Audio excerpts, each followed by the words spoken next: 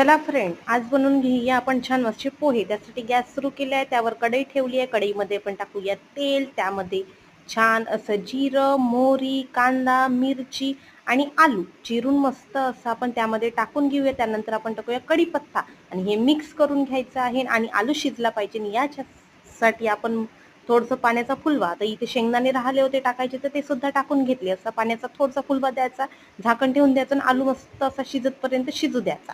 ते शिजल्यानंतर त्याच्यामध्ये टाकून घ्यायचं मीठ, थोडीशी साखर नक्की टाकायची आणि त्याच्यानंतर टाकायचं त्यामध्ये हळद आणि ते सुद्धा छान मिक्स करून घ्यायचं. हे पोहे आधीच भिजवून ठेवून दिले होते, भिजवून पहिलेच ठेवून द्यायचे आणि त्यानंतर हे छान मिक्स करून घ्यायचं. मिक्स झाले की वाफ काढून घ्यायची. त्यानंतर टाकून घ्यायचं सांबार. आम्ही म्हणतो सांबार, तुम्ही म्हणता कोथिंबीर.